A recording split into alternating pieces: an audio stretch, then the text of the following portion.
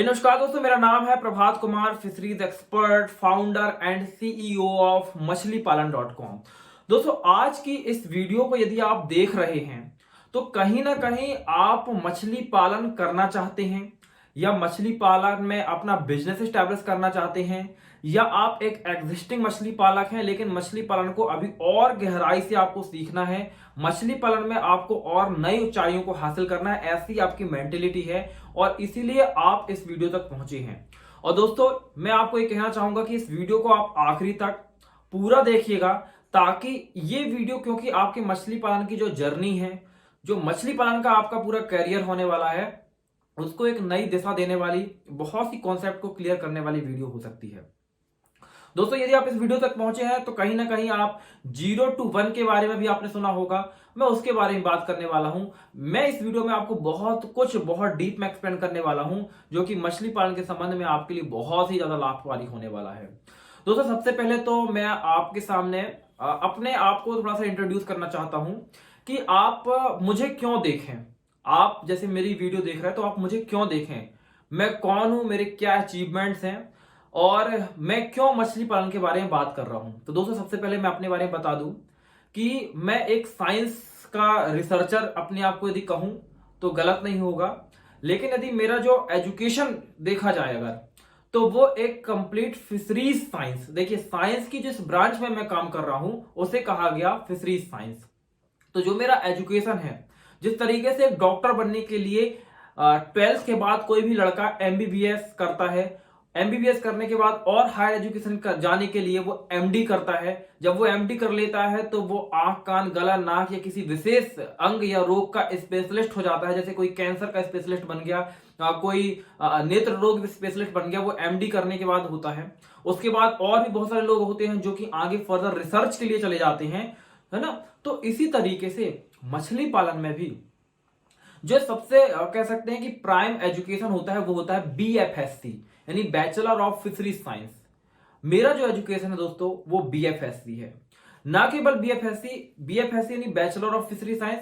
इसके बाद जो मेरा हायर एजुकेशन है या जो मेरी मास्टर डिग्री है, वो है मास्टर ऑफ फिशरीज साइंस, यानी कि मैं मछली पालन के ऊपर मास्टर डिग्री हूं। इसके बाद अभी फिलहाल के लिए मैं रिसर्च कर रहा हूं मछली पालन के फील्ड में ही, और बहुत ही जल्द मैं पीएचडी, या हो सकता है कि जब तक ये वीडियो देख रहे हो आप तब तक मैंने पीएचडी करना शुरू भी कर दी हो। तो अभी आप फिलहाल के लिए ये समझ लीजिए कि मैं वो व्यक्ति हूं जो मछली पालन के ऊपर ही पीएचडी कर रहा है। इसलिए यदि आप मछली पालन के फील्ड में काम करना चाहते हैं तो आप मुझे सुन सकते हैं, ये एक कारण है। दोस्तों, इसके अलावा मैं आपको और भी कारण दे सकता हूं। जब 2014 में मैंने अपना ग्रेजुएशन यानी बीएफएससी शुरू की थी, तब महाराष्ट्र में सूखा पड़ा था। उसके बाद खबरें आई थी कि महाराष्ट्र के बहुत सारे फार्मर्स सूखे की वजह से और उनको खेती किसानी में बहुत लॉस हुए थे, तो उन्होंने आत्महत्या की थी फांसी लगाकर। ये खबर मेरे लिए थोड़ा सी दुखदाई थी और ऐसी चर्चा हो रही थी दोस्तों के बीच में, तो लोग गवर्नमेंट को कोस रहे थे। पर उसके बाद में जो मुझे लगा वो ये कि कितने ऐसे लोग हैं जो कि बड़े बड़े एग्रीकल्चर कॉलेज और यूनिवर्सिटियों से पढ़ रहे हैं, कितने ऐसे साइंटिस्ट हैं जो बड़े बड़े स्टेशनों में रिसर्च कर रहे हैं, लेकिन इतने इंस्टीट्यूट होने के बाद में जिनकी गिनतियां कभी आप उंगलियों में नहीं कर सकते हैं, क्योंकि वो इतने ज्यादा हैं। कभी क्यों उन रिसर्च के साइंटिस्टों का हमको कोई सॉल्यूशन नहीं प्राप्त हो पाता है, फार्मर फिर भी मर रहा है। और दोस्तों, ये घटना इतनी दुखद है कि आज भी प्रतिदिन कोई ना कोई फार्मर जैसे किसी ना किसी कोने में आत्महत्या कर लेता है कृषि में नुकसान होने की वजह से। अब चूंकि दोस्तों उस समय मैं मछली पालन विज्ञान का छात्र था, यानी बीएफएससी स्टार्ट कर चुका था, तो मैंने ये सोचा कि जब मैं इसकी एक्सपर्टीज हासिल कर रहा हूं तो मैं फार्मर की हेल्प करूंगा। और वो दिन था जब से मैंने फ्री ऑफ कॉस्ट ही जो भी, जहां भी, जैसे भी कंडीशन में कोई फार्मर मिलता था, चाहे हमारी यूनिवर्सिटीज में कोई आता था, कोई समिट हो रहा है, कोई किसान मेला हो रहा है, या फिर मैं जब अपने भी, क्योंकि यदि मैं बैकग्राउंड बताऊं तो मैं भी एक मिडिल क्लास फैमिली से हूं, और मिडिल क्लास फैमिली में आपके ऐसे सैकड़ों रिश्तेदार होंगे जो खेती कर रहे हैं। तो मैंने बहुत सारे लोगों को मछली पालन शुरू करवाया और उनकी लाइफ में जब चेंजेस आना शुरू हुआ तो मुझे लगा कि ये बहुत अच्छा इनिशिएटिव है। लेकिन दोस्तों, जब मैं अपने कॉलेज को जब मैंने खत्म किया तो बहुत सारे फार्मर को ये पता चलने लगा कि मेरे पास एक डिग्री है और मैं लोगों को सिखा भी रहा हूं। तो लोग लगातार पूछने लगे, इंक्वायरी करने लगे। तो मुझे लगा कि क्यों ना उसको डिजिटल किया जाए, क्योंकि मेरी एक्सपर्टीज थोड़ा सी computers, website development, video editing, इन चीजों में भी थी। तो मैंने वीडियोस बना के यूट्यूब पर डालना शुरू किया और अभी जब मैं ये वीडियो बना रहा हूं तब यूट्यूब पे 1,10,000 के लगभग लोग मुझसे जुड़े हुए हैं। फेसबुक में बहुत सारे लोग जुड़े हुए हैं, चैनल को सब्सक्राइब किया हुआ है यूट्यूब पे, और वो लगातार वीडियो देख के लाभान्वित भी हो रहे हैं। तो दोस्तों ये भी वजह, इसके अलावा और भी वजह कि जब से मैंने काम किया, अगर आप 2014 से देखें तो अभी लगभग 2022 चल रहा है जब मैं ये वीडियो बना रहा हूं, तब तक लगभग 7 साल से ज्यादा का समय हो गया है। और ना केवल अपने BFSC, MFSC, रिसर्च और करेंटली अगर आप PhD माने, तो इसके दौरान में मैंने एकेडमिक का जो एक कह सकते हैं ना कि जो रिसर्च स्टेशनों से निकलकर नॉलेज आता है, जो एक कंप्लीट सिनेरियो होता है, एकेडमिक नॉलेज होता है, वो प्राप्त किया। बल्कि मैंने उसी के साथ ही जब फार्मर के साथ काम करना शुरू कर दिया, तो आज मैं आपको ये कह सकता हूं कि तकरीबन 1,000 से ज्यादा फार्मर के साथ मैंने डायरेक्टली काम किया है और उनको प्रॉफिटेबल बनाया है। दोस्तों, इन वजहों से आपको मुझे सुनना चाहिए और मैं आपको मछली पालन के बारे में अपने उस क्योंकि एक फिशरीज का एजुकेशनल बैकग्राउंड विथ एक एक्सपीरियंस जो 7 ईयर प्लस का है और 1,000 से ज्यादा फार्मर के साथ में, यानी कोई फार्मर तो मुझसे जुड़ा हुआ है जो असम से है, तो कोई फार्मर कर्नाटक का है, यानी देश के किसी भी कोने में लगभग आज यदि हम मान के चलें तो लगभग 25 से ज्यादा राज्यों में मैंने अलग अलग फार्मरों को मछली पालन में सफल बनाया है, अपने नॉलेज, अपने ज्ञान और अपने कंसल्टेंसी की वजह से। और उसी नॉलेज को अब मैं आपके सामने लेकर आया हूं और इसीलिए भी आपको मुझे सुनना चाहिए। तो यदि दोस्तों आप भी मछली पालन करने वाले हैं, तो सबसे पहले तो मैं आपको कुछ बेसिक कॉन्सेप्ट क्लियर कर देना चाहता हूं। देखिए, आपके मन में बहुत सारे सवाल होते हैं, या कोई भी जब मछली पालन शुरू करता है मछली पालन, तो उसके मन में हजारों सवाल होते हैं। पहली, जैसे कि कितना पैसा लग जाएगा, खर्च हो जाएगा, मुनाफा कितना कमा लूंगा मैं, कितने एकड़ से मुझे शुरू करना चाहिए, कम से कम कितना बड़ा तालाब बनना चाहिए, तालाब की गहराई कितनी होनी चाहिए, तालाब की कह सकते हैं कि कौन सी मछली पालूं, कितनी संख्या में पालूं, या थोड़ा बहुत यदि आपने अभी तक YouTube की वीडियो देखी तो आपने गोबर और चूने और फर्टिलाइजर्स, ऑर्गेनिक और इनऑर्गेनिक फर्टिलाइजर्स के बारे में जान लिया होगा। तो कौन से फर्टिलाइजर इस्तेमाल करने हैं, कितनी मात्रा में इस्तेमाल करने हैं, कैसे इस्तेमाल करने हैं, बच्चों को कैसे फीड कराना है, खाने के लिए क्या देना है, क्या खिला सकते हैं, किस मछली को खिलाएं, कौन सी मछली पालें, और हार्वेस्टिंग कब होंगे, कितने महीने में मछली बड़ी हो जाएगी, फायदा तो हो जाएगा ना, कहीं मेरा पैसा तो नहीं डूब जाएगा। तमाम तरह के सवाल होते हैं और इतने सारे सवाल होते हैं कि हर एक सवाल को यदि मैं एक्सप्लेन करने बैठूं तो घंटों का समय लग जाएगा। लेकिन फिर भी ये वीडियो अगर आप आखिरी तक देखेंगे तो बहुत कुछ आपको समझ में आ जाने वाला है और आपको एक नई दिशा मिल जाएगी। मैं ये नहीं कहूंगा कि यदि ये वीडियो आधा 1 घंटा की, मुझे नहीं पता कि कितना बड़ा रिकॉर्ड होने वाला है, क्योंकि अभी मैं रिकॉर्ड ही कर रहा हूं ना, तो मुझे नहीं पता कि ये वीडियो कितनी लंबी बनने वाली है। लेकिन जब ये वीडियो बन जाएगा, उस वीडियो को तो आप आखिरी तक देख लेंगे तो आपका एक कॉन्सेप्ट क्लियर होकर एक दिशा आपको मिल जाएगी कि हाँ, अब ये करना है। तो सबसे पहले तो मैं कुछ बेसिक आपको बता देता हूं मछली पालन के, कुछ बेसिक रूल्स, कुछ बेसिक कॉन्सेप्ट। देखिए, मछली पालन मूल रूप से 5 भागों में बांटी जाती है। यदि आप शुरुआत करना चाहते हो, सबसे पहले मैं आपको कॉन्सेप्ट बता दूं कि 5 भागों में बांटी जाती है मछली पालन को। सबसे पहला होता है pre stocking management. Pre stocking management का मतलब क्या होता है कि जब आप मछली पालन करने जा रहे हैं तो तालाब में स्टॉकिंग का मतलब क्या होता है, संचित करना, और प्री का मतलब क्या होता है, संचय के पहले। तो तालाब में बच्चे को संचय करने के पहले क्या क्या काम करने होते हैं, इसमें बहुत सारी चीजें होती हैं। इसमें तालाब डिगिंग की भी एक साइंस है, इसको बोलते हैं एक्वाकल्चर इंजीनियरिंग। उसमें भी एक इंजीनियरिंग लगती है, मेढ़क कैसी बनेंगी, स्लोप कैसा होगा, गहराई कैसी होगी, जमीन कैसी होगी, सॉइल का टेक्सचर, सॉइल का स्ट्रक्चर कैसा होगा, इस चीजों पे भी गौर करना होता है, जो कि कभी कोई फार्मर गौर नहीं करता। फार्मर को क्या लगता है, भाई तालाब बनवा लो, गड्ढा खुदवा लो और बच्चे डाल दो और बच्चे बड़े होकर बेच देंगे, इतनी ही तो है मछली पालन। इतनी नहीं है। अगर आपकी मेड़ का स्लोप गलत आपने बना दिया ना, किस मछली के लिए कितना स्लोप बनाना है, किस मछली के लिए मेड़ कैसी होनी चाहिए, ये बात पे भी डिपेंड करता है कि आपकी प्रॉफिट बनेगा कि नहीं बनेगा। एक्वाकल्चर इंजीनियरिंग के नाम से ही पूरा एक सब्जेक्ट पढ़ाया जाता है फिशरीज कॉलेजों में, और फार्मर को लगता है कि तालाब बनाने की कोई साइंस नहीं है। सबसे पहले उसको, इसलिए उसको प्री स्टॉकिंग मैनेजमेंट के अंतर्गत रखा गया कि तालाब कैसे बनेगा, पानी कितना भरेगा, किस मछली के लिए कितना बड़ा, कितना गहरा, कितना ऊंचा तालाब बनेगा, कितना पानी होगा, पानी की क्वालिटी कैसी होगी, हार्डनेस कैसी होगी पानी की सैलिनिटी कैसी होगी, ये बात को भी ध्यान रखना होगा। तो सबसे पहले प्री स्टॉकिंग मैनेजमेंट करते हैं, जिसके अंदर हम तालाब को तैयार करते हैं, पानी भरते हैं, और इस लेवल पे पानी को भी प्रिपेयर करना होता है, पानी को भी इस लेवल पे प्रिपेयर करते हैं कि उसमें बच्चे स्टॉक किए जा सके। कई बार आपने सुना होगा ना कि पानी में बच्चे जैसे डाले 2 घंटे के बाद पूरे बच्चे मर के ऊपर उतराने लगे। क्यों जी? जिस तरीके से आपने एक वो कॉन्सेप्ट देखा होगा ना कि तेल में जब पकोड़े कोई व्यक्ति तलता है, जब आपने देखा ना हलवाई को कि तेल में जब पकोड़े तलता है तो वो तेल का तासीर देखता है कि बराबर से गर्म हुए या नहीं। यदि तेल ज्यादा गर्म होगा तो पकोड़े जल जाएंगे, यदि कम गर्म हुआ तो पकोड़े सही से तल नहीं पाएंगे। जब वो तल के निकलेंगे बाद में तो वो तेल ज्यादा पी गए होंगे। इसी तरीके से मछली के पानी को प्रिपेयर करना होता है, उसमें प्लैंकटन की संख्या, उसकी हार्डनेस, उसका टीडीएस, उसकी सैलिनिटी, बाकी चीजों को मेजरमेंट करना होता है। और जब प्रॉपर पानी तैयार हो जाता है तब उसमें हम बच्चे छोड़ते हैं। ये सारी चीजें आती है प्री स्टॉकिंग मैनेजमेंट में। इसके बाद होता है पोस्ट मतलब स्टॉकिंग, प्री स्टॉकिंग मैनेजमेंट, फिर उसके बाद होता है स्टॉकिंग, जहां पे हम तालाब के अंदर बच्चों को छोड़ते हैं। बच्चों को छोड़ने का भी एक विज्ञान है, कौन से बच्चे कैसी मात्रा में, कितने समय, किस तरीके से, कैसे कैसे छोड़ना है, ये अपने आप में एक पूरा बड़ा विषय हो जाता है। तो इसके बाद होता है स्टॉकिंग। स्टॉकिंग के बाद जो अगला विषय होता है वो होता है पोस्ट स्टॉकिंग। मतलब आपने बच्चे छोड़ दिए, अब बच्चे छोड़ने के बाद अब क्या करनी है जी? उसमें भी बहुत सारी चीजें होती हैं। तो वाटर क्वालिटी आपको लगातार मेंटेन करना होता है, सॉइल की फर्टिलिटी को चेक करना होता है, उसके बाद में आपको फीडिंग की हैबिटेट, उसका कैलकुलेशन मैकेनिज्म, पूरी चीजें करनी होती हैं। तभी तो आपकी मछली टाइम पे ग्रो करेगी। देखिए मछली ग्रो करना एक वजह, पहले के समय पे क्या होता था, जब टेक्नोलॉजी इस तरीके से डेवलप नहीं हुई थी, खासकर जब मैं बहुत सारे फार्मरों से मिला अपने यूजी के दौरान ही, शुरुआती अवस्था में, तो बहुत सारे फार्मर कहते थे कि हम तो सर मछली पालन करते हैं। मैंने कहा अच्छा, खाने के लिए कहते तो बोले कुछ नहीं देते। तो मतलब उनने कोई टेक्नोलॉजी यूज नहीं की, उनके तालाब जो वो होते सरकारी तालाब बने उसमें मछली को डाल दी। लेकिन मछली कितने दिन में उनकी निकलती थी? 3 साल 4 साल में मछली 1 किलो की हो रही है। तो ये पॉइंट भी कि अगर आपका 4 साल में कल्चर एक कर रहे हैं तो प्रॉफिटेबिलिटी कैसे आएगी? आपको तो बस ये है कि अगर 10 महीने का टाइम है तो 10 महीने में ही आपकी मछली 1 किलो हो जानी चाहिए।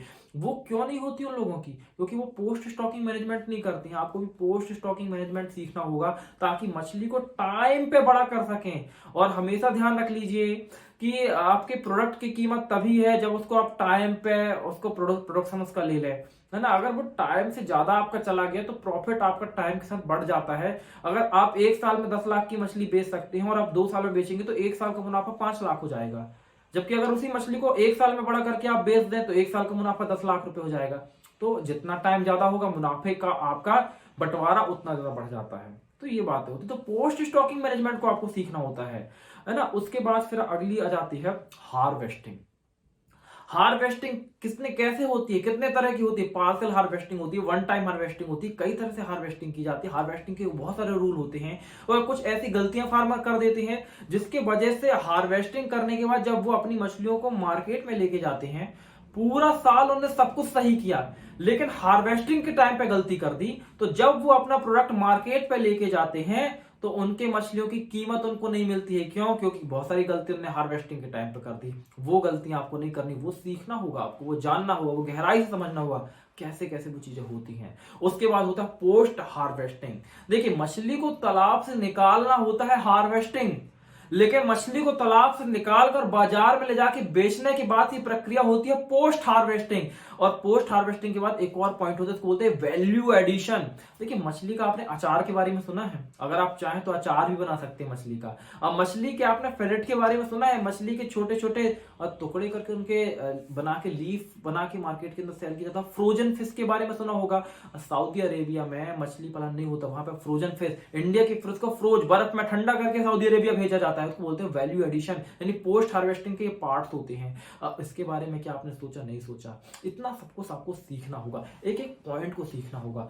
देखिए मैं अभी आपको केवल इंट्रोडक्शन दे रहा था और इतना लंबा समय चला गया। इसको जब आप डिटेल से सीखेंगे ना तो बहुत कई घंटे और बहुत सारी क्लासें आपको अटेंड करनी पड़ेंगी, तब जाके एक एक कॉन्सेप्ट, एक एक बात को आपको क्लियर होगा। तो इसी चीज को देखते हुए अपने ना केवल एकेडमिक बीएफएससी, एमएफएससी, रिसर्च और पीएचडी इस चीजों को मिलाकर इन चीजों, हालांकि मैं आपको क्लियर कर दूं कि currently I am not a student of PhD, I am a researcher, लेकिन बहुत जल्द हो सकता है, जब तक आप ये वीडियो देख रहे हो तब तक मेरी पीएचडी कंप्लीट भी हो चुकी हो। तो जब तक अगर आप देखें बीएफएससी, एमएफएससी, रिसर्च एंड पीएचडी, ये जो एकेडमिक नॉलेज है इसके साथ में वो 1000 फार्मर के साथ में 1-to-1 on the ground knowledge है और उसके साथ में जो 7 ईयर का एक्सपीरियंस है, इसको पूरे को कंबाइंड करके मैंने एक कोर्स बनाया जिसका नाम है 0-to-1। और शायद यदि आपने मेरी वीडियो यूट्यूब पे लगातार देखी है तो उसके बारे में आपको पता होगा। अब आपको मैं बताता हूं कि 0-to-1 क्या है, कैसे 0-to-1 आपकी हेल्प करेगा मछली पालन में सफल होने के लिए, कैसे ये आपकी कॉस्ट को रिड्यूस करेगा, कैसे आपको मछली पालन में प्रॉफिटेबल बनाएगा। तो सबसे पहले मैं मछली पालन के बारे में 0-to-1 के बारे में कुछ बेसिक इन्फॉर्मेशन, सबसे पहले तो मैंने बता दिया कि मैंने बनाया कैसे अपने इस लंबे एक्सपीरियंस और एकेडमिक नॉलेज के दम पे, और इसमें मैंने क्या क्या चीजें इंक्लूड की। बेसिकली इसके मुख्य रूप से 3 भाग हैं। सबसे पहला भाग है मछली पालन की संपूर्ण जानकारी, जिसमें मैं बिजनेस ओरिएंटेड नॉलेज और प्लस सपोर्ट सिस्टम। देखिए, एक होता है मछली पालन में कि आपको बताया गया कि तालाब में इतने किलो गोबर डाल दीजिए, इतने किलो चूरा डाल दीजिए, इतने बच्चे छोड़ दिए, खाने के लिए ये दे दीजिए, आपका मछली पालन हो जाएगा। एक तो वो हो गया। दूसरा होता है, यदि मैं आपको कह रहा हूं कि तालाब में आपको 200 किलो चूना डालना है, तो आपको तुरंत सवाल होना चाहिए कि सर 200 किलो ही चूना क्यों? पर आप सवाल करें ना करें, मैं आपको बताऊंगा जब ये ट्रेनिंग आप लेंगे कि 200 किलो चूना क्या होता है। सबसे पहले तो आप ये समझिए कि चूना क्या होता है, चूने की जरूरत मछली पालन में क्यों होती है, चूने में ऐसे कौन से कंपाउंड्स या ऐसी कौन सी चीजें होती है जो पानी में कुछ क्या रिएक्शन करती हैं, चूने का इस्तेमाल ही क्यों करें, क्या चूने के अलावा कोई और चीज का इस्तेमाल नहीं कर सकते हैं, क्या सिमिलर इफेक्ट वाली कोई और चीज मार्केट में अवेलेबल नहीं है। चूने का यदि आप 200 किलो इस्तेमाल के लिए बोल रहे हैं तो 200 किलो ही क्यों किया जाएगा, 300 किलो क्यों नहीं कर सकते या 100 किलो क्यों नहीं कर सकते हैं। तो यहां पे मैं आपको केवल ये बता के नहीं छोड़ दूंगा कि 200 किलो चूना तालाब में डालना है, बल्कि उसके पीछे का जो पूरा साइंस है कि चूना पानी के अंदर जाने के बाद एक्चुअली में तालाब में करता क्या है, और 200 किलो ही क्यों, वो कॉन्सेप्ट आपके पास खुद आ जाएगा कि हाँ सर अब समझ में आया कि 200 किलो ही क्यों आप बोल रहे हैं, 300 किलो या 100 किलो क्यों नहीं बोल रहे हैं। तो उस गहराई से जब आप चीजों को समझेंगे ना, तो मछली पालन के एक एक कॉन्सेप्ट आपके क्लियर हो जाएंगे। इसी तरीके से मैं फीडिंग के बारे में बताऊंगा, इसी तरीके से मैं स्टॉकिंग के बारे में बताऊंगा, इसी तरीके से मैं वाटर क्वालिटी के बारे में बताऊंगा, हर एक चीज के बारे में इतनी गहराई से, और उसके पीछे का जो मैकेनिज्म है उसको भी समझाऊंगा। तो आपके पूरे कॉन्सेप्ट क्लियर हो जाते हैं। ये शुरुआत कहां से होगी, ये शुरुआत तालाब निर्माण से नहीं, ये शुरुआत होगी उस स्टेज से जहां से आप उस जमीन का सिलेक्शन करेंगे जहां पे आपका तालाब बनना है, और इसको खत्म कहां किया जाएगा, जब आप तालाब से मछली को निकालकर एट द एंड मार्केट में बेच देंगे। इसके बीच में जो भी चीजें होती है हर एक चीज को क्लियर हो जाएगी आपकी। जब ये आप सीख लेंगे, जरा ध्यान से सुनिएगा, जब ये आप सीख लेंगे, देखिए मैं आपको एक कॉन्सेप्ट बताता हूं, समोसे का ही कॉन्सेप्ट देता हूं। एक कॉन्सेप्ट होता है समोसा बनाना। अब मैदा कैसा लेना है, उसको कैसे मारना है, उसके कैसे वो त्रिकोण बनाना है, उसके अंदर सब्जी कैसे भरनी है, सब्जी कैसे बनेगी, आलू कैसे कटेगा, और उसको फ्राई कैसे करना है, कितने टेम्परेचर में कैसे फ्राई करना है, ये तो एक होता है मिस्त्री का काम, जिसको बोला जाता है हलवाई। हलवाई ये जानता है कि समोसा कैसे बनना है, लेकिन हर एक हलवाई एक सफल व्यापारी नहीं होता है। यानी आपने अपने आसपास देखें अगर, तो आपको 25 होटल मिलेंगी जहां पे समोसे मिलती होंगे, दुकानें मिलेंगी बेसिकली अगर मैं कहूं तो, हर दुकान में समोसे बिक रहे हैं। लेकिन आपने देखा होगा कुछ ही दुकानों के समोसे बहुत ज्यादा बिकते हैं और कुछ दुकानों में समोसे बिक ही नहीं पाते हैं।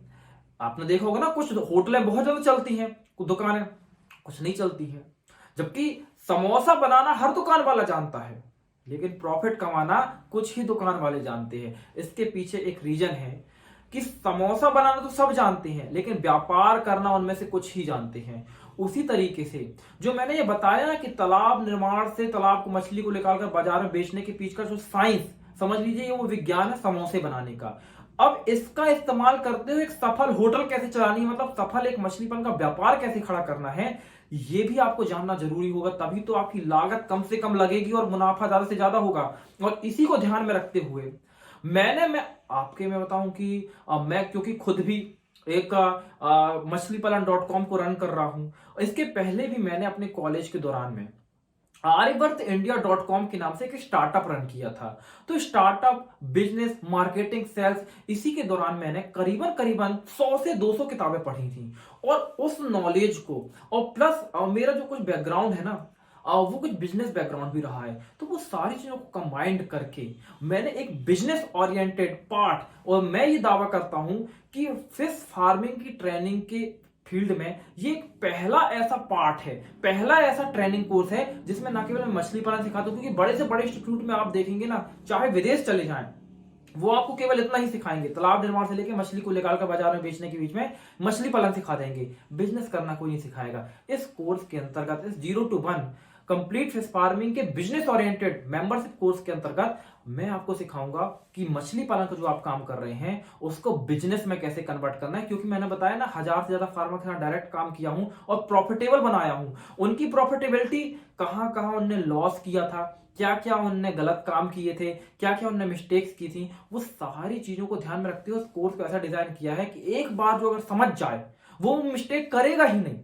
और उसकी प्रॉफिटेबिलिटी, उसका फायदा सुनिश्चित हो जाता है। तो आप समझ गए होंगे कि वो बिजनेस ओरिएंटेड पार्ट की क्या इंपॉर्टेंस है।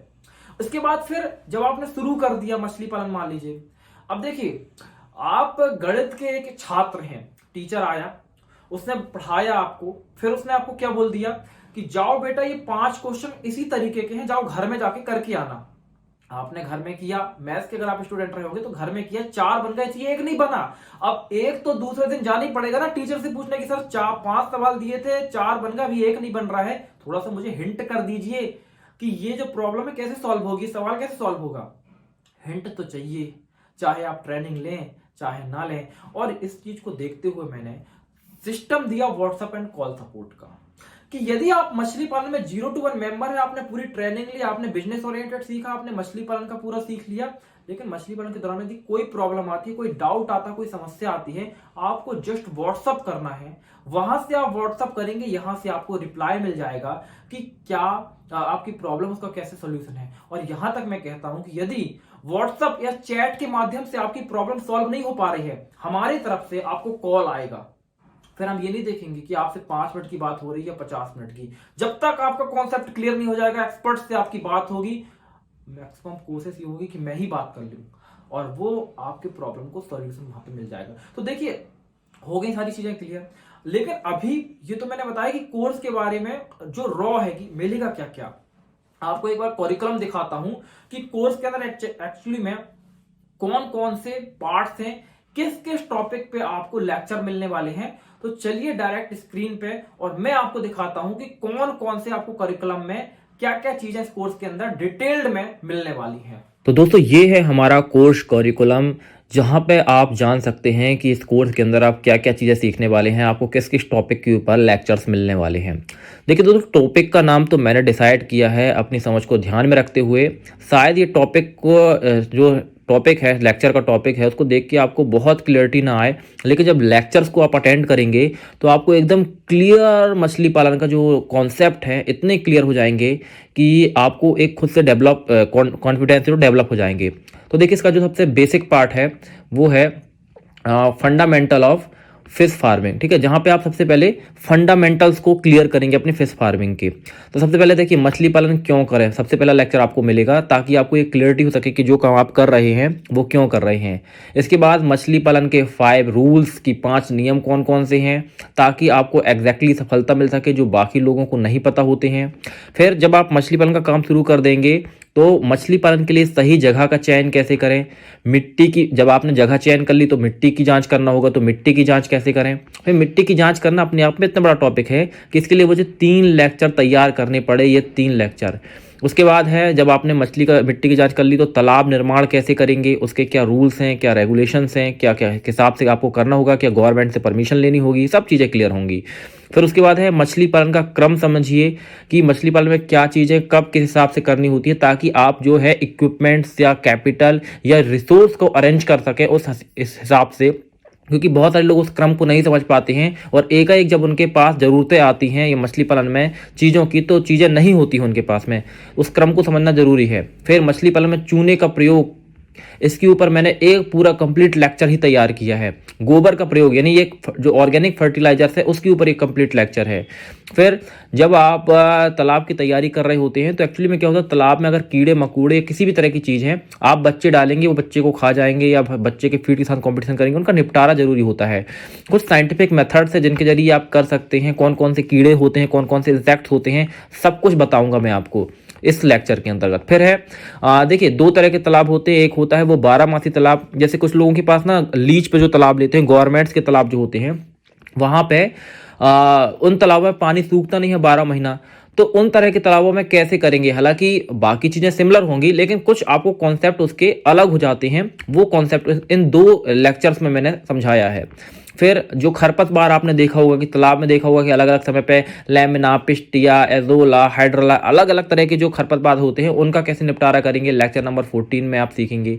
फिर जब इतना कुछ आप कर लेंगे फिर आप करेंगे मत्स्य बीज संचय के पूर्व और क्या क्या चीज़ें तालाब में तैयार करनी होती हैं। फिर जब ये हो जाएगा आपका, तो फिर आप आते हैं कि कौन सा बच्चा भाई आपको संचित करना चाहिए, तो आपको कौन सी मछली का पालन करना चाहिए, ये डिसाइड करना बहुत जरूरी होता है। जैसे आप सवाल करते हैं ना, इसके ऊपर ही मैंने पूरा एक लेक्चर तैयार किया जहां पे आपको पूरा क्लियर क्रिस्टल एक नॉलेज हो जाएगा कि क्या मछली है, कौन सी मछली है, कैसे पालन करना है। ना केवल मछली को देखते हुए बल्कि आपके फाइनेंस, उसकी मार्केट डिमांड, मतलब बहुत सारे फैक्टर्स होते हैं जिनको देख के आप ये डिसाइड करते हैं। ठीक है, तो वो पूरा मैंने एक्सप्लेन किया है। फिर जब आपने मछली चुन ली तो आपको तालाब में किस अनुपात में उसका संचय करना है। फिर जब बच्चे बहुत सारे लोग छोड़ते हो, कहते हैं कि बच्चे मर गए, उसका साइंटिफिक मेथड क्या है बच्चे छोड़ने की, वो लोगों को पता नहीं होती हैं। तो वो किस तरीके से आप एक सही तरीके से बच्चे को तालाब में छोड़ेंगे, वो चीज़ आपको सीखनी होगी, है ना, ताकि गलती ना हो, बच्चा मरे ना। फिर मछली का जब आपने बच्चे छोड़ दिया उसको खाने के लिए क्या देना है, कितने तरह का फीड होता है, खुद से फीड कैसे तैयार कर सकते हैं, मार्केट का फीड चीप रेट में कैसे लेंगे, तमाम तरह की चीज़ें होती हैं, वो आपको क्लियर होंगी। उसके बाद है मत्स्य बीज संचय के दौरान या बाद में भी गोबर, चूने आदि का प्रयोग करना होता है, वो कैसे करेंगे। फर्टिलाइजर, ऑर्गेनिक फर्टिलाइजर्स होते हैं, कैल्शियम, मतलब बहुत सारी चीज़ें होती हैं, वो इसमें आप सीखेंगे। फिर मछली पालन में पानी की गुणवत्ता के पैमाने क्या हैं, मतलब वाटर क्वालिटी क्या होनी चाहिए, कैसे होनी चाहिए है, उसके ऊपर ये एक मिनी लेक्चर, आगे हम इसमें और डिटेल में बात करेंगे। लेकिन अभी चूंकि मैंने कहा कि फंडामेंटल वाला सेक्शन है तो यहाँ पे अभी हम इसके ऊपर बेसिक बात करेंगे। फिर बीमारियों के ऊपर हम यहाँ पे बेसिक बात करेंगे, कौन कौन सी क्या बीमारी होती है, कैसे बचाना है बीमारियों से, उसके लक्षण क्या होते हैं, इमीडिएटली कैसे पहचान सकते हैं, यदि कोई बीमारी आ गई तो शुरुआत में आपको क्या उपाय करने होंगे, ये अभी फंडामेंटल्स है, इसके ऊपर हम आगे और डिटेल में बात करेंगे। फिर है जब आपका इतना सब कुछ हो जाएगा, मछली तैयार हो जाएगी, तो उसकी हार्वेस्टिंग यानी मछली को निकालने के क्या रूल्स हैं, जाल कौन सा यूज होगा, कैसे चलेगा, क्या क्या नियम का ध्यान रखना होगा, कैसे कम रेट में हार्वेस्टिंग हो सकती है, बहुत सारी चीज़ें होती हैं। फिर जब इसके बाद आपका इतना तैयार हो जाएगा तो मछली की जो होगी बिक्री कैसे होगी, बिक्री के रूल्स क्या होते हैं। ठीक है, ये तो हो गया फंडामेंटल्स ऑफ फिश फार्मिंग की, शुरुआत से लेकर अंत तक वो सारी चीज़ें आपको काफ़ी डिटेल्ड में, मतलब उसका जो बेसिक साइंस है वो सारा क्लियर हो जाएगा। इसके बाद हम शुरू करेंगे बिजनेस डेवलपमेंट। बिजनेस डेवलपमेंट के अंदर मैं आपको ये सिखाऊंगा कि जो मछली पालन का जो कंप्लीट व्यापार है, मतलब यहाँ पे हम बात करेंगे फाइनेंस की, यहाँ पे हम बात करेंगे मैनेजमेंट की, यहाँ पे हम बात करेंगे प्रॉफिटेबिलिटी की। तो यहाँ पे ये बहुत सारी चीज़ें आपको मिलेंगी और मैं आपको बता दूं कि ये रुकने वाला नहीं है, क्योंकि इसमें हम लगातार नई नई चीज़ों को ऐड करते चले जाते हैं, नई नई इसमें लेक्चर्स ऐड करते चले जाते हैं। जब आप उतनी चीज़ें सीख लेंगे उसके बाद हम यहाँ पे शुरू करेंगे प्रैक्टिकल डेमोन्स्ट्रेशन, मतलब कि जो चीज़ें भाई मैंने आपको सिखाई हैं वो आप सामने से एक बार देख तो लो कि कैसे कैसे वो चीज़ें हो रही हैं। जैसे कि तालाब निर्माण के समय कि तालाब निर्माण कैसे हो रहा है, तालाब में चूने डालने के क्या सही तरीके होते हैं, बच्चे छोड़ने का क्या तरीका होता है, तो सामने आपको ये करके दिखाया जाएगा। जैसे खुद से खाना तैयार करने की क्या मेथड है, क्या चीज़ मिक्स करोगे, कैसे करोगे, है ना, यदि ऑक्सीजन कम हो रहा तो उसको कैसे बढ़ाना, मतलब वो तमाम तरह की जो चीज़ें हैं कि जब भी कह सकते हैं प्रैक्टिकल डेमोन्स्ट्रेशन के अंदर वो तमाम तरह की चीज़ें कि जब आप ऑन फील्ड जाओगे काम करने के लिए तो ये सारी चीज़ें आपको क्लियर क्रिस्टल सामने से जब एक बार आप देख लोगे ना तो आपको पूरा हो जाए। तो बहुत सारे लोग कहते हैं ना सर कि प्रैक्टिकल जी, यही तो प्रैक्टिकल आपका पूरा हो जाएगा, सामने से आप देख लोगे, समझ जाओगे। ठीक है, अब इसके बाद यहाँ पे आपके शुरू होते बोनस के शुरू होते हैं। वहां से इतना सब कुछ सीखने के बाद ये fundamental of fish farming, business और business development and practical demonstration, इतना सीखने के बाद में आपका जो ये 3 जो सेक्शन है इसको कवर करने के बाद में जो आपका बेसिक पूरा है वो क्लियर हो जाता है, मतलब आपके पूरे सब कॉन्सेप्ट क्लियर हो जाते हैं। फिर मैं आपको सिखाता हूं डिटेल में कैसे fish health and disease management. वहाँ पे मैंने कुछ बेसिक कॉन्सेप्ट आपको बताए। यहाँ पे fish health and disease management में बहुत ही ज़्यादा डिटेल में सिखाने वाला हूँ कि कैसे आपको मछली पालन के, तो यहाँ पे दोस्तों मैं आपको बताऊंगा कि जो मछली पालन में डिसीज होती हैं, कितने तरह की डिसीज होती हैं, कौन कौन सी डिसीज होती हैं, डिसीज आती कैसे हैं, कौन कौन से बैक्टीरिया होते हैं, वायरस होते हैं, फंगल होते हैं, प्रोटोजोआ होते हैं। समझ लो कि यहाँ पे आपको तकरीबन 2 से 3 घंटे के लेक्चर्स मिलेंगे जो केवल डिसीज के ऊपर होंगे। देखिए यहाँ पे मैंने ना इस सेक्शन को थोड़ा सा डिवाइड क्यों कर दिया है, क्योंकि बहुत सारे लोग जो होते हैं उतना इंटेंस, जैसे यहाँ पे मैंने कुछ बेसिक, अगर आप ना एक ऐसे फार्मर हैं जो कि बहुत इंटेंसली नहीं जाना चाह रहा, कोई फार्मर या उसको समझ में नहीं आ रहा है ना, तो वो इतना भी सीख कर मछली पालन को सफलतापूर्वक कर सकता है। क्योंकि मैंने कहा कि मैं यहाँ पे कोर्स में आपको केवल मछली पालन नहीं सिखाऊंगा, आपको एक एक्सपर्ट बना दूंगा। तो यहाँ पे मैं पूरा डिटेल में इन साइंटिफिक वे आपको सिखाऊंगा कि डिसीज क्या होती है। फिर फिश न्यूट्रिशन, देखिए 2 चीजें होती हैं, fish nutrition and feed technology. मछली का दाना फैक्ट्री में कैसे तैयार होता है, क्या आपने कभी सोचा है? उसमें कौन कौन से इंग्रेडिएंट्स मिलते हैं, उनकी प्रोसीजर क्या होती है, उसको मैनेजमेंट कैसे किया जाता है, उसको स्टॉकिंग कैसे की जाती है, उसको भरण मतलब उसको ना वेयर हाउस में कैसे रखा जाता है, वेयर हाउस में रखने के कौन से रूल्स होते हैं, वेयर हाउस कैसे उसके बनाए जाते हैं ताकि आपका फीड खराब ना हो, उसको चेक कैसे किया जाता है आपकी फीड को कि खराब है या फीड सही नहीं है ना। और फिर न्यूट्रिशन की बात करी जाए तो कार्बोहाइड्रेट क्या होता है, प्रोटीन क्या होता है, तमाम तरह की चीजें होती हैं। तो यहाँ पे बहुत डिटेल्स में हम बात करेंगे फिश न्यूट्रिशन के बारे में। फिर लाइफ फील्ड कल्चर, मतलब मछली पालन में यदि आपको फीड की कॉस्ट कम करनी है ना, तो मछली को बहुत सारा आप लाइव फीड भी खिला सकते हो, जिसको मछली खाना बहुत ज़्यादा पसंद करती है। यहाँ पे हम बात करेंगे कि तालाब के अंदर जू प्लैंक्टन कैसे आप बढ़ा सकते हैं। यहाँ पे हम बात करेंगे कि केचुए को कैसे आप कल्चर करके मछली को खिला सकते हैं, आर्टीमिया को कैसे कल्चर कर सकते हैं।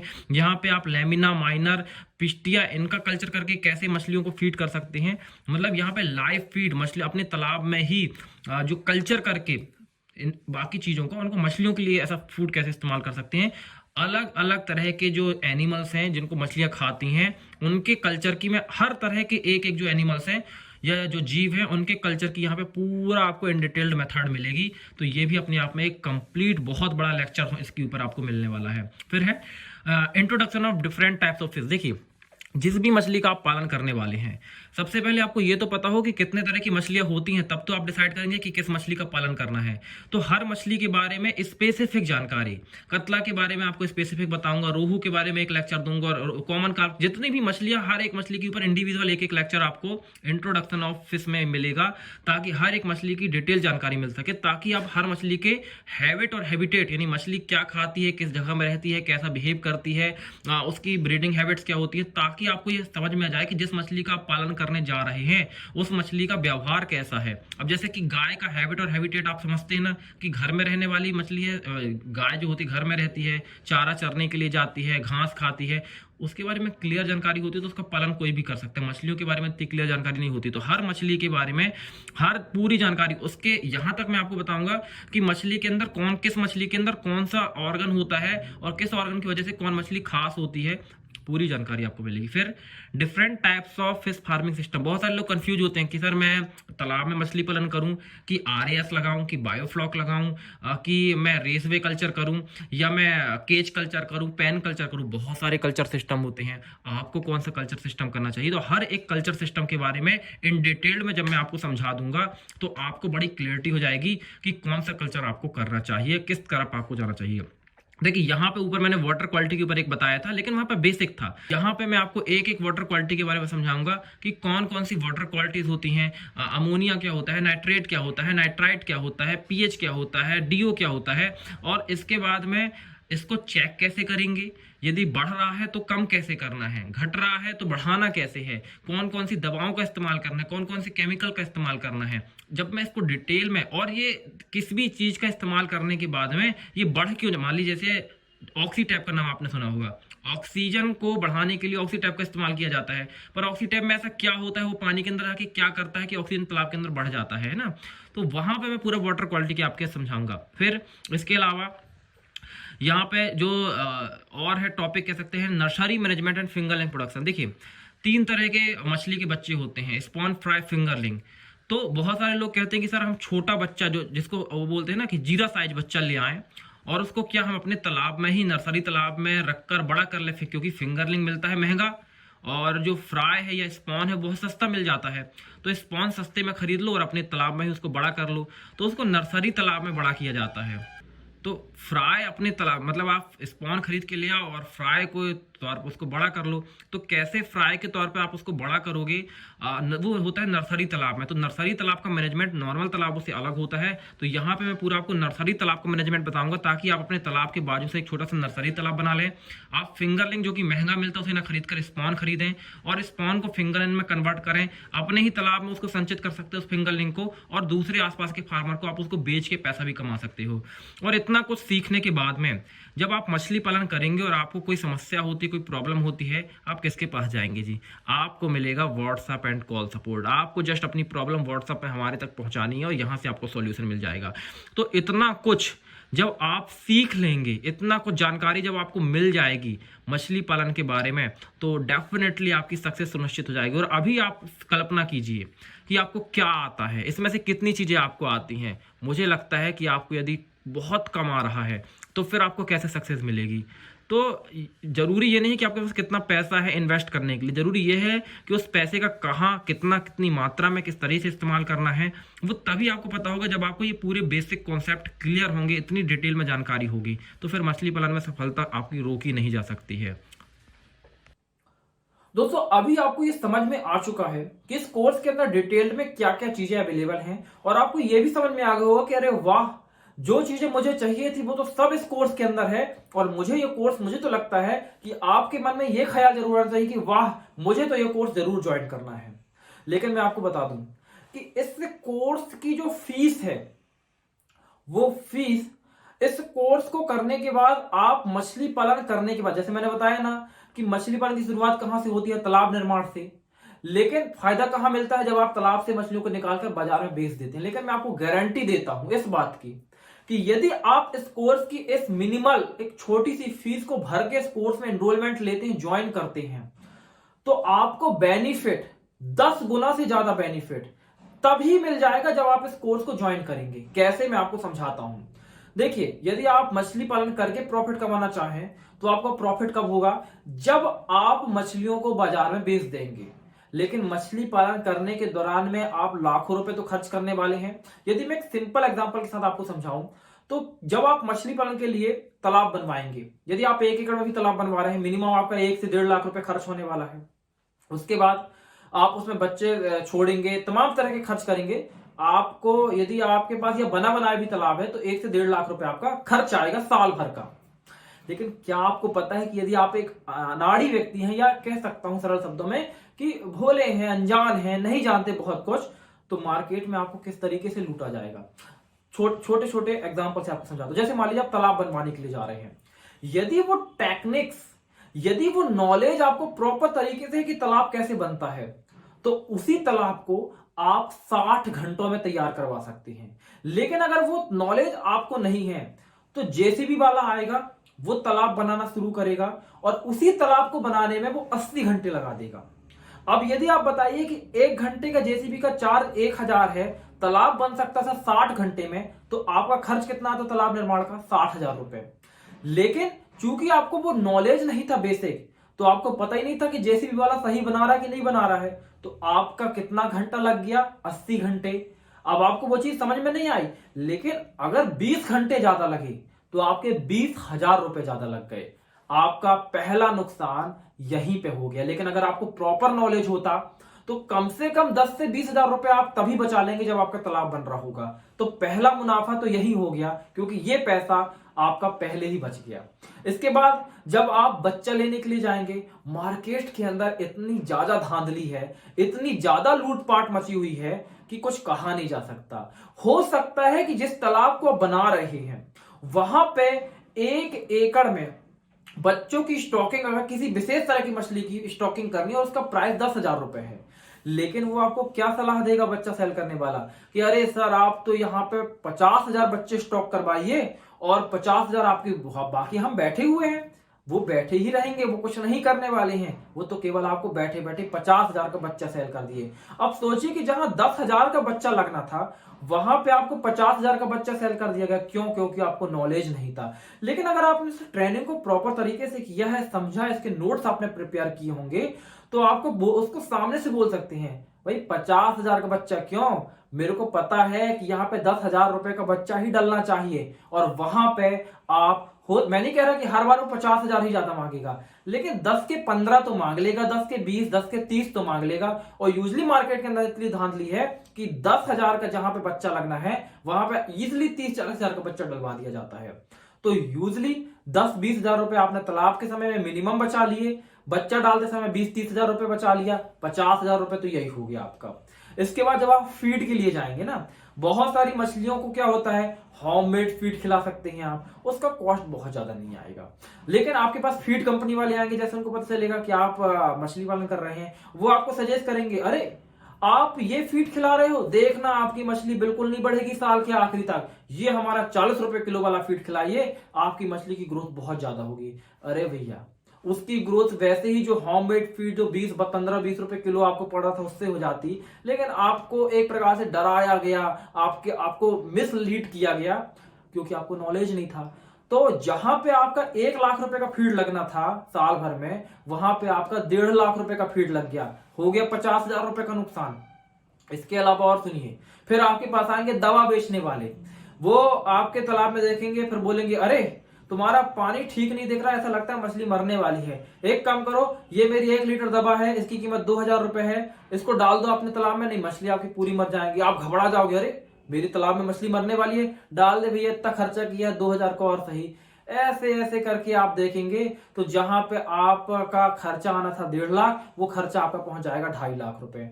तो मैं ये बोल रहा हूं कि जब आपको वो प्रॉपर नॉलेज होगा, आपको एक एक कॉन्सेप्ट क्लियर होंगे, तब ऐसे ठगों से आप बच जाएंगे और 50,000 से 1 लाख रुपए तक आप मछली पालन करने के दौरान ही अपने बचा लेंगे। और आप सोचिए कि अगर वो पैसा आपका बच गया तो क्या वो आपका प्रॉफिट नहीं है? डेफिनेटली आपका प्रॉफिट है। तो मुझे लगता है दोस्तों कि यदि आप, और एक कॉन्सेप्ट आप सोचिए कि यदि आप मछली पालन की शुरुआत कर रहे हैं, मैं आपको बताऊं कि यदि आप 10 एकड़ से मछली पालन कर रहे हैं, 10 एकड़ से मछली पालन कर रहे हैं, तो इजिली मिनिमम 50 लाख रुपए की एक साल में मछली बेच सकते हैं। और उसका खर्च अगर एक साल का देखें, क्योंकि 10 एकड़ में अगर आप खर्च भी करें फुल स्ट्रेंथ के साथ में 15 से 20 लाख रुपए, तो 10 एकड़ से कम आप 30 लाख रुपए शुद्ध मुनाफा, जो आपके बैंक अकाउंट, जो आपकी जेब, आपके घर में आने वाला है, उतना पैसा बचा सकते हैं। तो सोचिए कि यदि आप इतना बड़ा काम करना चाहते हैं, लेकिन आप तुक्के मारना चाहते हैं बिना नॉलेज के साथ में, तो कितना आपको लॉस हो सकता है। लेकिन अगर आप नॉलेज पे इन्वेस्टमेंट कर लेंगे, ये बिल्कुल दोस्तों वैसा ही कॉन्सेप्ट है कि आपने एक गाड़ी खरीदी, जो कि गाड़ी है 15 लाख रुपए की, लेकिन आपको ड्राइविंग नहीं आती है। आप ये बताइए कि बिना ड्राइविंग के 15 लाख रुपए की गाड़ी खरीदने के बाद कितने किलोमीटर आप दूर तक जा सकते हैं? थोड़ा बहुत अगर आपको दाएं बाएं से नॉलेज मिल भी गया कि जहां गाड़ी आप ले रहे हैं ना, वही बता देता कि ये ब्रेक होता है, ये एक्सीलरेटर होता है, ये क्लच होता है, ये गियर होता है, स्टीयरिंग होती है। थोड़ा बहुत नॉलेज तो आपको एजेंसी वाला, कार बेचने वाला भी दे देता, लेकिन उससे बात नहीं बनने वाली है। आप गाड़ी में कभी ब्रेक दबाना होगा, एक्सीलरेटर दबा देंगे, एक्सीलरेटर दबाना होगा, ब्रेक दबा देंगे, गारंटी नहीं है कि 1 किलोमीटर भी आप गाड़ी चला लें, है ना। स्टीयरिंग में क्योंकि बैठ जाने से गाड़ी नहीं चलती है, उसके लिए इसलिए प्रॉपर ड्राइविंग का आपको सीखनी पड़ती है। लेकिन जब आप एक एक्सपर्ट ड्राइवर बन जाते हैं, आपकी गाड़ी 15 लाख की हो ना हो, चाहे आपकी 1 लाख की सेकेंड हैंड गाड़ी हो, आप उसको सैकड़ों किलोमीटर तक ले जा सकते हैं और वापस ले आएंगे। तो ड्राइवर की स्किल पे डिपेंड करता है कि आपकी दूरी सफलतापूर्वक तय होगी या नहीं। इस बात पे निर्भर नहीं करता कि आपकी कार कितनी महंगी है। तो वही मैं कह रहा हूं कि मछली पालन का जो काम है, उसको कौन ड्राइव, चलाने वाला कौन है? आप ही तो हैं। तो क्या आपको आता है? वो नहीं आता है। तो फिर वो 15 लाख की गाड़ी अगर ठुक गई तो 15 लाख तो गए ना।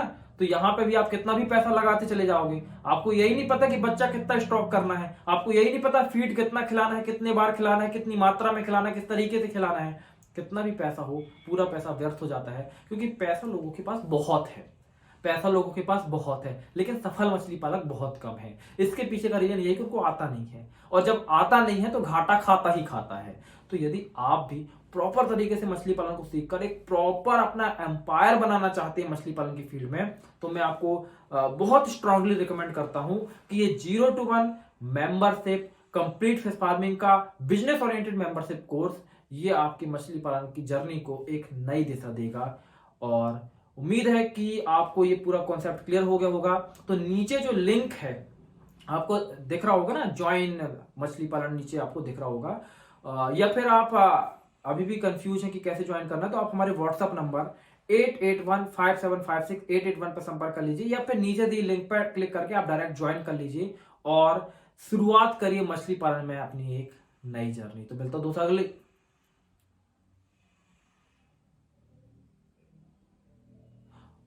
तो नीचे दी गई लिंक पे क्लिक करके अभी ज्वाइन करिए इस 0 to 1 कंप्लीट फिश फार्मिंग के ट्रेनिंग कोर्स को।